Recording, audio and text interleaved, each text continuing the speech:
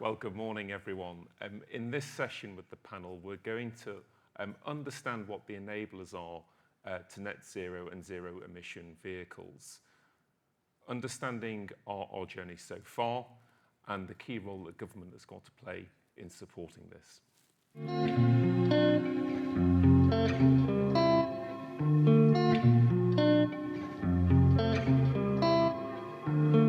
Achieving the goal of zero emissions is closely linked to the health and competitiveness of UK manufacturing. It is therefore essential that industry and government continue working closely together to strike the right balance of regulation and policy. Cooperation between the auto industry and government is essential to allow us to achieve our joint 2030 and 2035 net zero objectives. Time is short. We need to work together to establish and communicate long-term policies which both enable and incentivize consumers into EV cars and vans. We must ensure that the road to net zero is socially inclusive. Government has a vital role to play in supporting sustainable EV infrastructure rollout. We need a mix of technology, we need planning on infrastructure, and we need to be clear that combustion engines are going to be around for quite a lot longer. Policy and legislation drive change most effectively when backed with appropriately targeted incentivisation. As we move from early adoption, we need a supportive framework to enable us to transition into mass adoption successfully. It was really interesting listening to JLR then. Lynn, perhaps turning to you first, what do you think has been a success so far in this journey to zero emission vehicles in the UK? I think Mike talked about the grit and determination earlier. I think what you see before you is an industry that are not only extremely committed, but they are showing that commitment with literally tens of billions of pounds of investment into this road to net zero. So I think huge levels of commitment have got us to where we are today. I think a very common theme in all of those videos, it sounds as though we're all quite aligned, certainly on some of the points, which are that we are not really capable of doing it all by ourselves. And we've got a very short window to make a gigantic change. And I think industry is doing a great job successfully so far, but with 6 years to go, consumers need more than just OEMs. They need to understand how they're going to refill their vehicles. They need to understand how much owning a vehicle is going to cost them. Are they going to be able to afford a vehicle? And they need to be given the comfort that the automotive industry is there to support them in that in the future. And I think that we are struggling on that right now. So affordability, inclusive. Stuart, what's your take on that? I think the real step that I see is the willingness to meet the targets. I think from a full motor company point of view, we're absolutely committed to meet our 2030 and 2035 objectives. We're totally focused on our way forward. I think the issue is we have not very much time, and we really need to focus on what we need to achieve. That's going to require the support of the government. It's going to need us to make sure that the infrastructure is in place. And the infrastructure isn't infrastructure which is just down sort of motorways. It's infrastructure which is available for everyone. So that's really important. I just see that there's a clarity of what the industry is doing. But there seems to be, that clarity is not getting across as a message to consumers necessarily. And I think we need to work there. Some of the communication, we're putting so much effort into our designs and our products. The changes that we're seeing is unbelievable, the work that's going on at the moment within the different OEMs. I mean, we're just one, but the future is really exciting. We need to get behind it, but we do need support from government. So support from government. Alex, is that something that you would resonate with?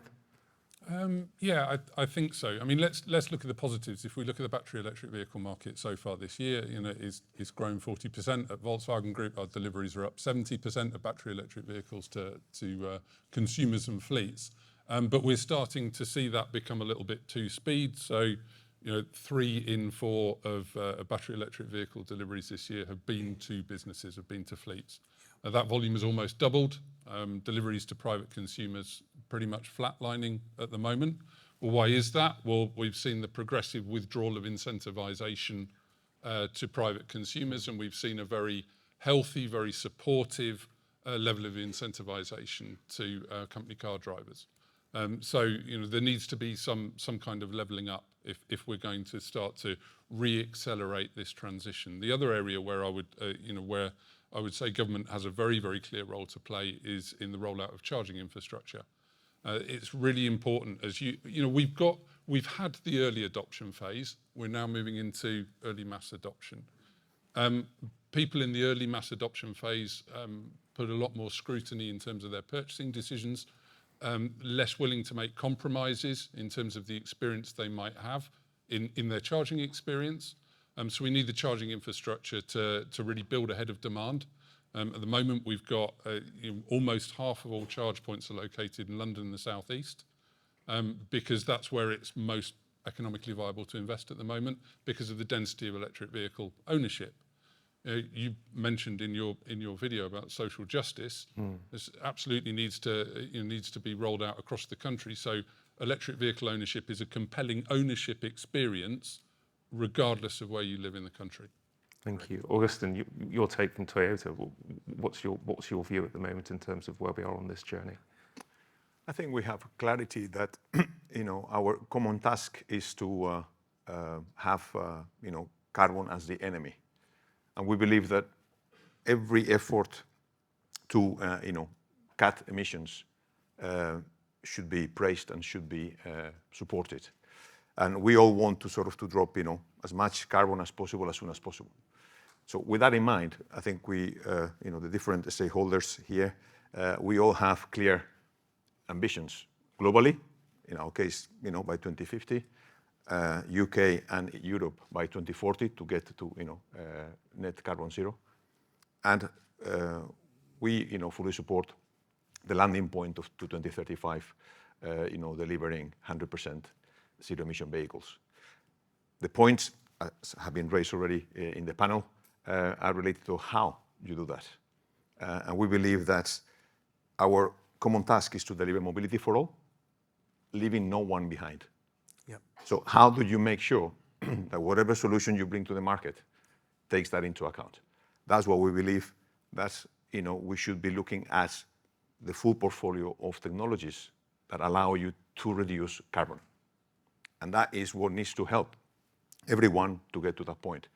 That would, obviously, we have three of the enablers that have been already mentioned that we all need to be taken into account, which is, infrastructure being number one, but also the production of clean energy, because, what's the point of having infrastructure if it's going to be done, burning diesel, as an example, So how do we make sure that there is coherence there? And the final one, Mike made a point earlier, is about affordability.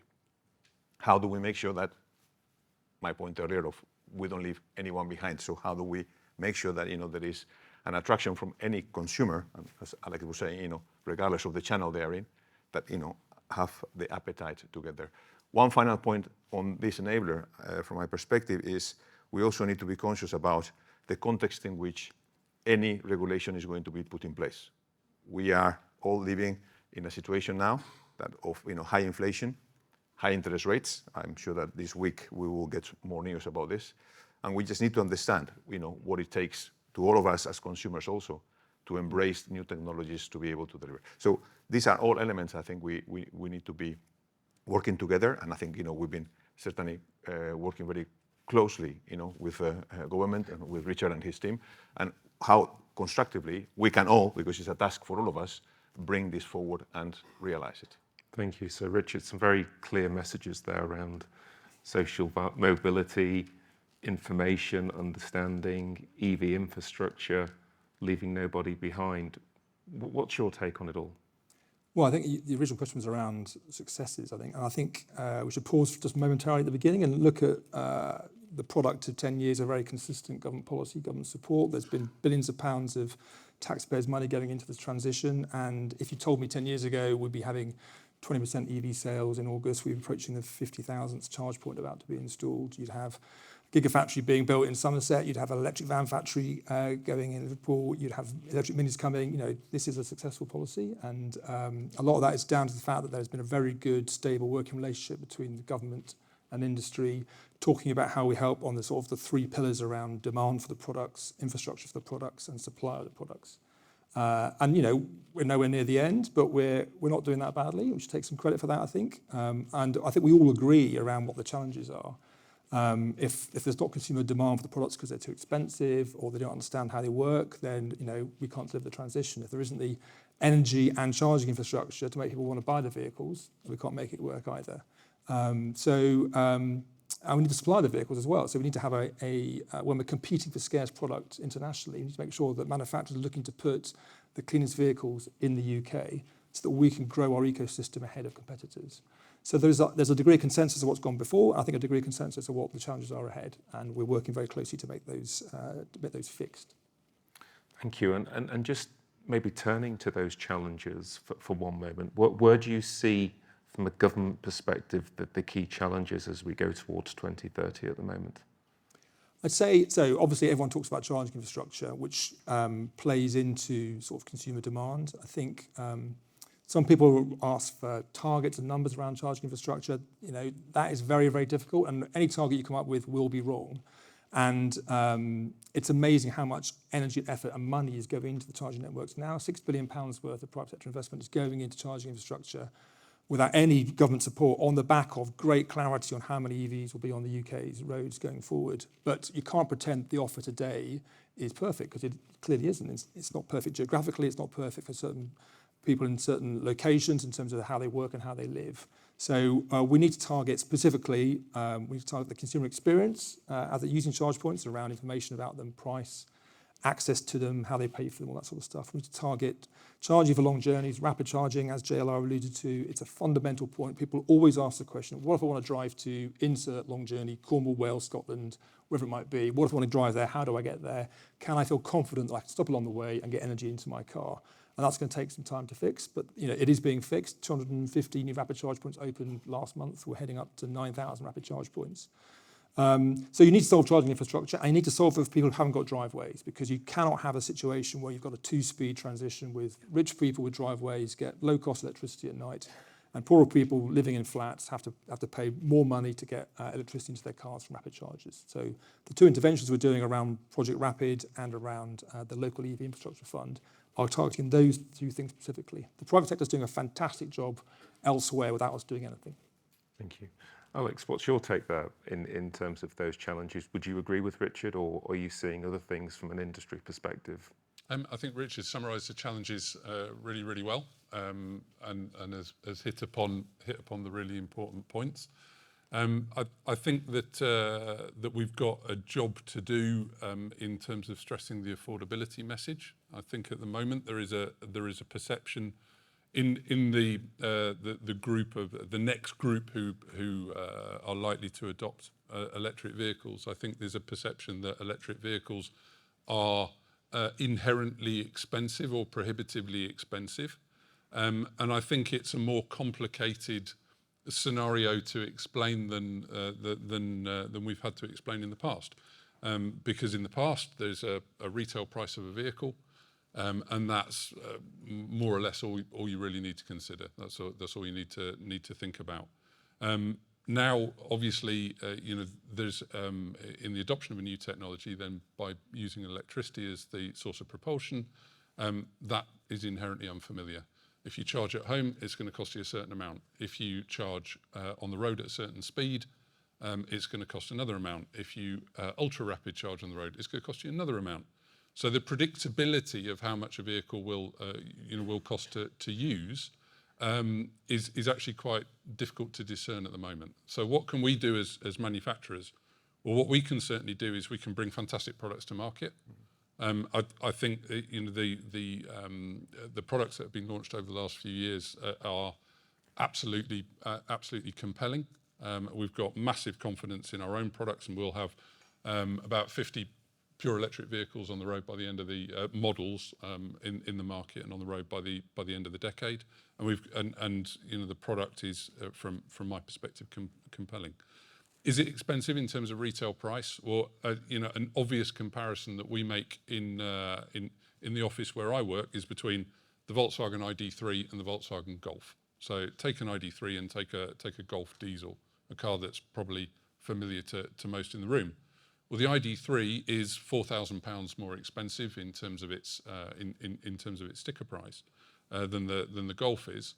But then when you take into account the likely mix of charging that someone is going to actually use in terms of home charging if they're lucky enough to have a drive versus a bit of en route charging, etc., place that against the diesel cost. Then look at the reduced servicing costs for a battery electric vehicle over the first 3 years of its life.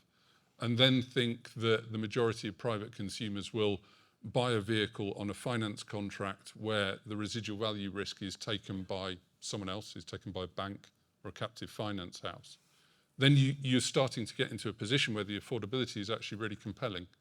And this, well, electric cars are expensive, actually becomes a bit of a myth, to be honest.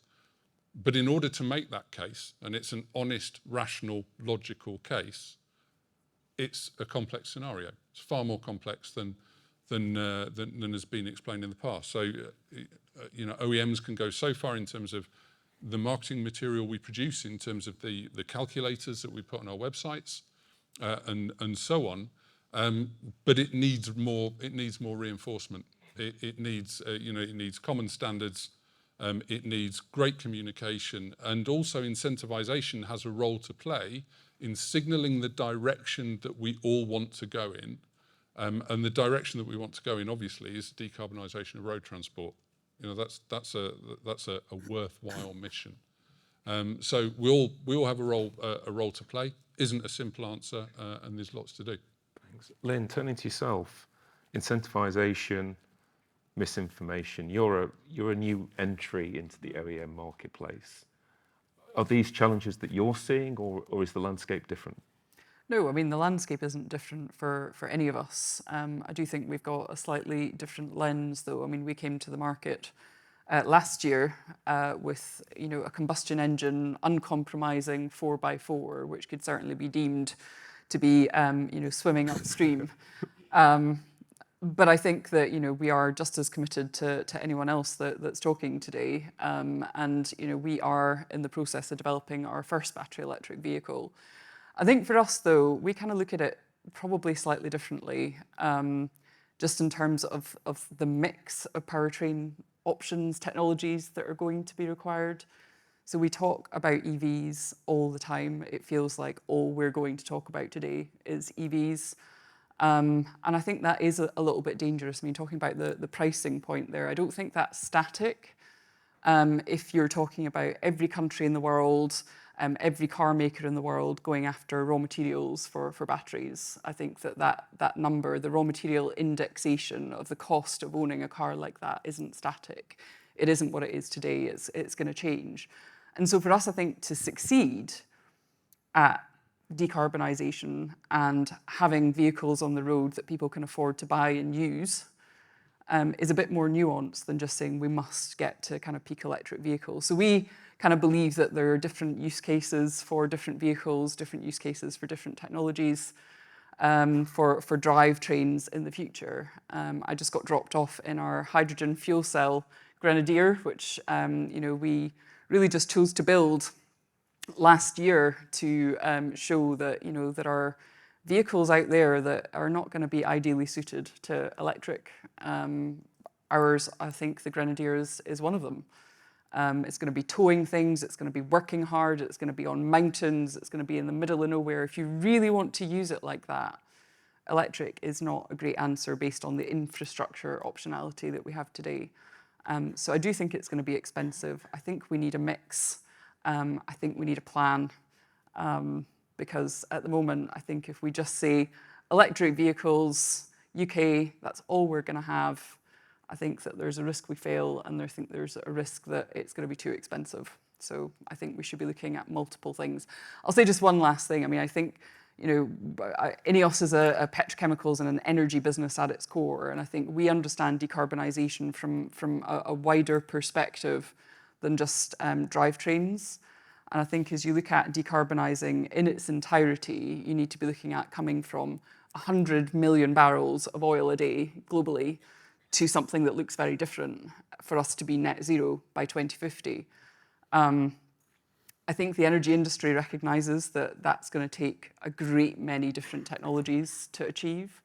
So I think we should look at it the same from a powertrain perspective. So hydrogen, combustion engines, electric vehicles, alternative fuels, things we haven't even thought of yet, I think will be part of the mix. Thank you. Stuart, from your perspective, from Ford's perspective, is that a landscape that you would share, sort of, that we have to go on a transition looking at different opportunities, or is... I think Ford has made it pretty clear that our position is that we're all in on electric. Our current plan is to modify all of our vehicles, all passenger cars by 2030 and all commercial vehicles by 2035.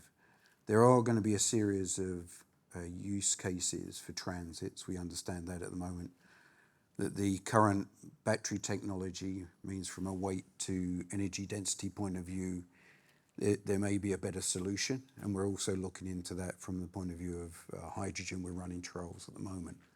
But fundamentally, we're all in on electric. We're proud to announce that before the end of 2025, we're going to be offering 9 EV vehicles in the UK market. So we're working very hard to achieve that, and that's our focus. But with that, what I would say is that we do need a consistency of policy, because every time there's a change or every time there's a deviation, that causes us a problem because we then have to stop. It creates waste in the system, and we can't afford to do that if we really are going to attack the 2030 and 2035 timeframe. Thank you. Richard, I'd like to turn to you in a minute perhaps to respond to some of that, particularly looking at the different types of technology that might come forward, because we have talked, as Lynn said, a lot about EV this morning. Just before I do that, Agustín, is a similar message coming from yourself? Well, I just go back to my opening statement. We believe that carbon is the enemy. So if carbon is the enemy, it cannot be just solved by one technology alone.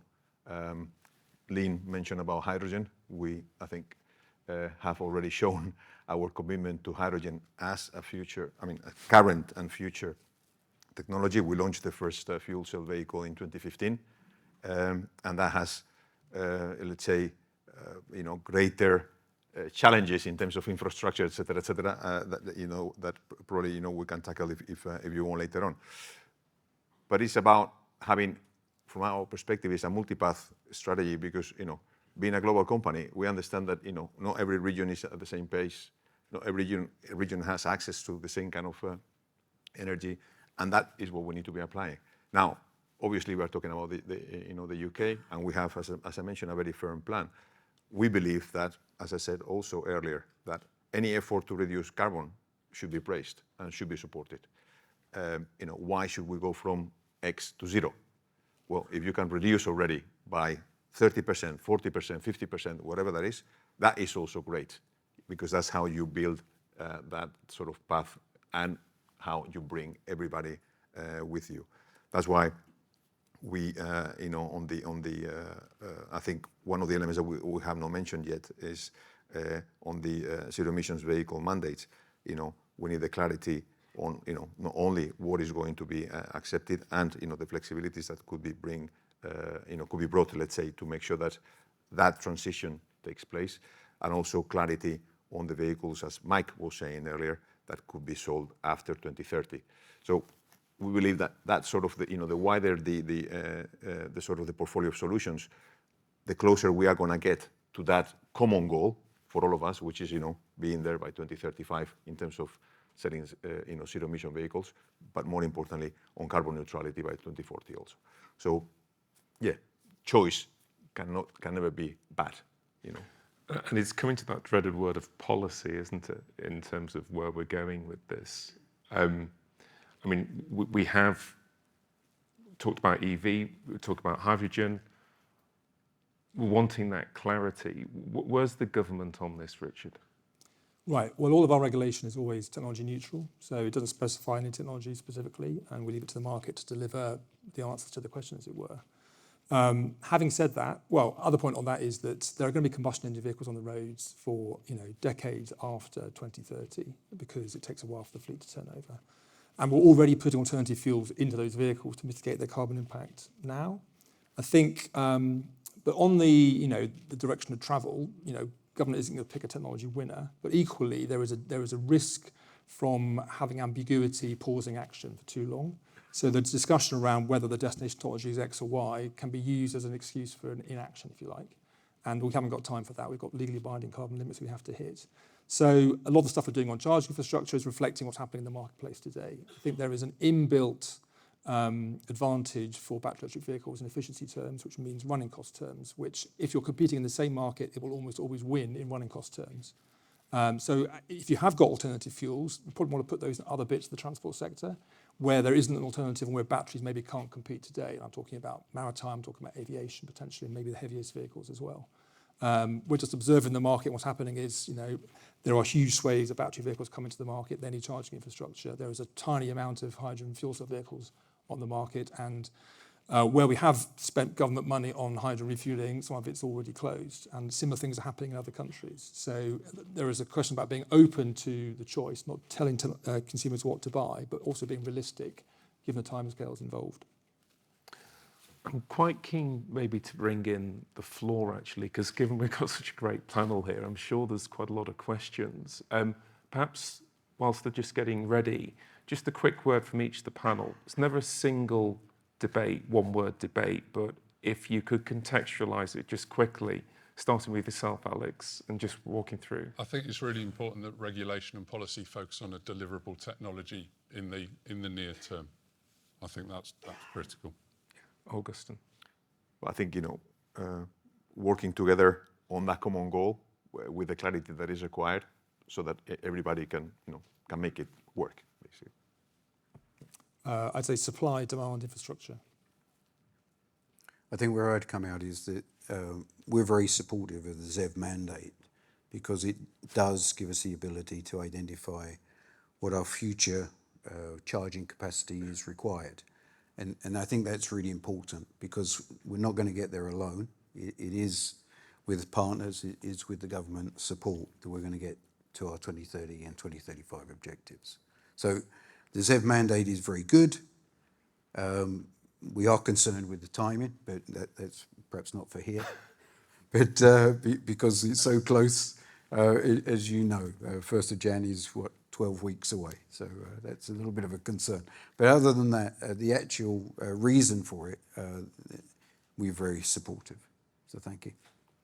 I think for me, whether you're thinking about the changes that the mandate will make in 24 or 2030, or indeed Europe, which has kind of gone for 2035 for the outright ban, I think, you need a plan. You need a very, very clear, step-by-step, cohesive, coherent plan for industry and government policy.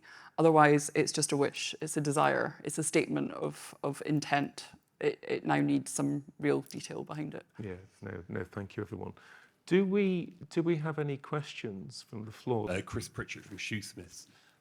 Just had a question about, we've talked a lot about sort of numbers of deliveries and the leaning towards fleet as opposed to private customers. I'm kind of interested in the panel's view of how ownership of cars, whether they're EVs or ICE or hydrogen, is going to develop, and how that forms part of your sort of vision looking forward. And I'm thinking here about shared mobility, sort of access to vehicles rather than ownership, and how that influences the way you look at not only your own strategies, but also the policy asks of government.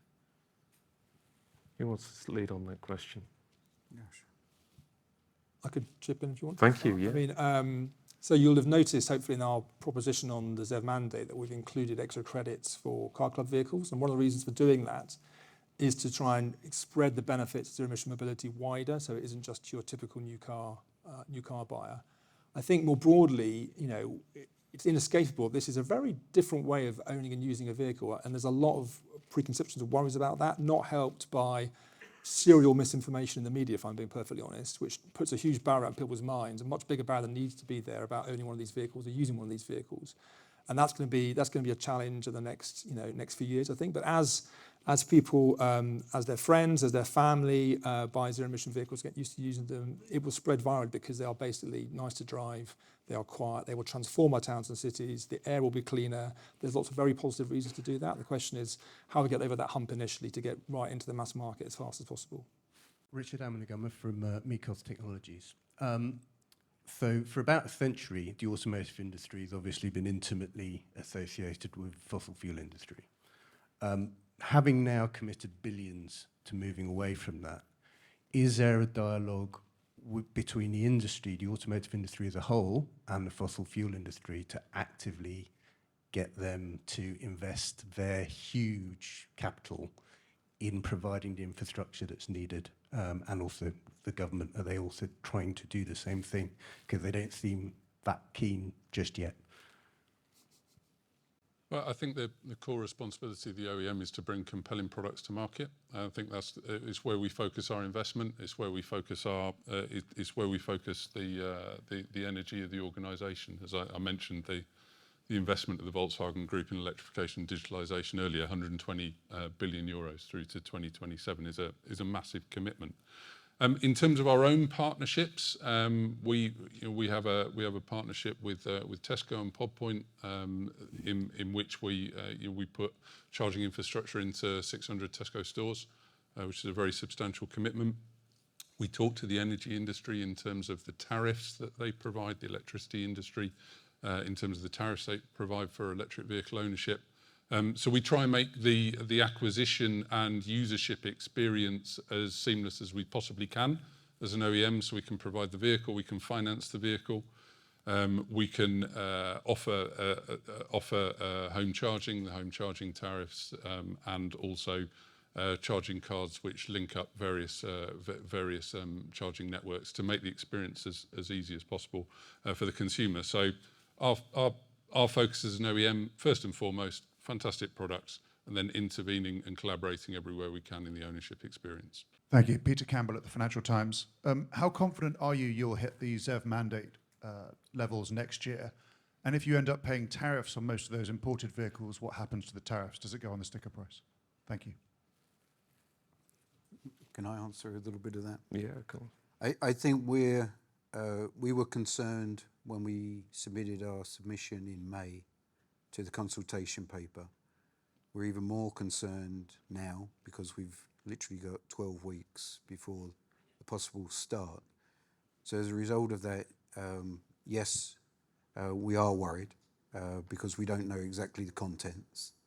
And we understand there's flexibilities, but we're also seeing some softening. The early adopters that we originally saw, there is some weakening there. I think some of that is because of probably misinformation. Customers aren't getting that clarity of what is actually happening. So yes, I would say we are concerned at this point in time. I think we need to get the final ZEV mandate first Yes. to understand where each one of us is.